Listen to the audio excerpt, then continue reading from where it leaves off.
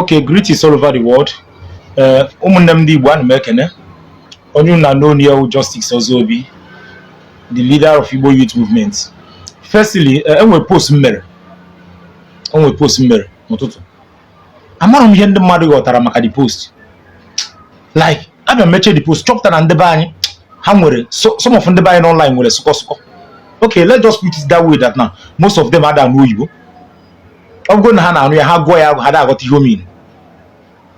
Well, ihe njiwe decide ya ịpụtaz bịa clear air bụ na enwetagom series of calls from our varied people concerning my post. Now let me tell you people something. Earlier today in the morning, I woke up, I saw a screenshot by one of an influential person on the East. Very influential person on the East, or send them a screenshot. Ebe Vanguard report that na Ipob achụọna Nnamdi Kanu. Or send them nke Punch newspaper. Or mobile. Nsi again na togam. Or some of na defend nda. Mgba name. I was bittered. Oh, terem. First, from yesterday, day before yesterday, after so many posts going on online that Nnamdi Kanu achụọna onye represent ya na Ipob and all that. Instead of what here basakabem nia. When I reason to eti on here na because no to move ablo to Ipob. Igbo youth movement form ablo to Ipob. Man, not because of ndị na-egemente ndị chọrọ ịnụ my own side of ihe na-aga ka nju na-ekwu. Now listen. First, after I make a call, zacha call niile nzata and all that, I want to say something. The very very important. The very very important. Nnamdi Kanu ihe ọbụla ọ na-anụ from prison bụ ihe agwara ya agwa. Nwere nke o ji anya afụ, nwere nke o ji ntị anụ, nwere nke ya na ndị mere ihe tupu anakpa. Ihe niile Nnamdi mma. So he acts based on reports. Mwa no meje in prison ebe ono. Enwe so many nkata m na bokpa. When na we are consign activities ndị na-eme woto ka ogen ka akpọrọ ya. O wutere nkuku o gwam sim na enwe ndị ahụ niile na-egi ntị. Ma ndị be Simon Ekpao, ma ndị be Ipob, no nwe zo na-egi ntị n'ime ha ncha that everybody is acting on their own. No bụrụ instruction ya nwanye ka so many of them dey follow. Because ana m agba mbọ ka m fụ na Igbo be anyị na Igbo be anyị the calm. Na Igbo be anyị the calm. Na Igbo be anyị the calm. Unu na chi gasasị ma unu na chi gasasị ahịa niile na Igbo.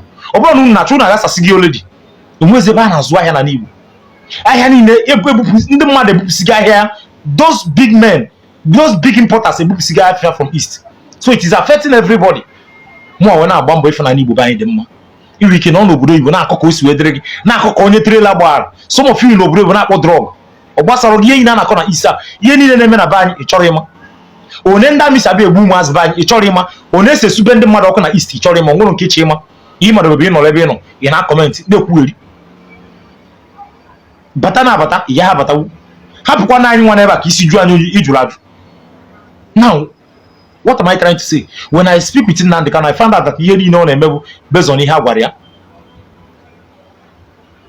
Nnamdi Kanu wepụtazie si ya wepụgo onye isi Ipob ghọtago onye nọchiri anya na Ipob na achọs ka ọ nọchi anya instead of unu nwa nọ na Ipob bụ ndị nke sunu bụ DOS ịgbachi nkịtị no problem onye isi ka ọ bụ ihe ọ bụ n'okwu no wahala ka anyị na-efolo nye ụnahụ ma ọ bụ na ọmụwa bụ unu ọ ihe mmekwu ka anyị na-efolo nye ụnahụ ihe ọzọ unu mebu unu retire be nke unu ji bukwuru odogwu n'isi unu ka unu gosikwe na unu nwa nwezi in charge na unu nwa is in charge. We believe here we do more in particular go now defend Ipob every time online because I'm a few no women them ka bandits all these terrorists mad gonna say defend their own one ekutoku na sigbo manuna aptazi online worizie baba wo na disgrace anyị nwa bụzi ndị nwanụ na-enye unu support na asị anyị na-akwa ilu unu ihe ọbụla unu na-eme Chineke dị unu una putazie biteziela anyị nwa ihe na-ekọ na trend na Nigerian news niile omgodo uri na Nnamdi Kanu the throne onye bụ onye isi na DOS onu na-agaghị agbachiwo nkịtị echere na mbụ unu kwesịrị na agba na abụgoro ka Nnamdi pụtagodo ebe a ka unu ya si tie face to face kpa nkata okwu ya ka nchewo ama ma ndị Igbo be anyị amarọ m like what is going on isi adịkwa anyị nwa bụ ndị Igbo mma atọ ọ bụrụ mmadụ egwu akwụkwọ bụ na onwe sense enwe ihe dị ka akọ na uche at this critical time ndị Igbo kwesịrị na agba mbọ ka ha esi magoro ka nwanne ha anyị apụta from ebe ejie ihe anyị na-azọ opposition onye ga-abụ leader of IPOB onye ga-ekwu okwu ome onye ga-eme nke onye ga-eme nke ọzọ. Ihe a bụ ihe mwute, ihe efu bụ ihe mwute weyere mwa in particular because I believe m nwunye na-eme nduki ya.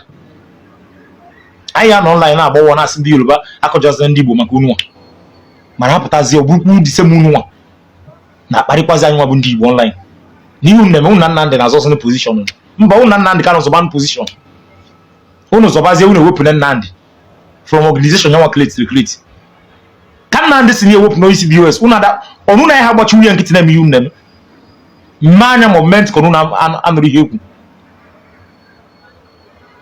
Ndị Igbo ndonu then ije comment section me fu ndị na-aghọta dị self oyibo asụ ka ha na ebe a na-ekwugheri most of them na-ekwukwu ya n'ọkwa Nigeria. That's my own pain.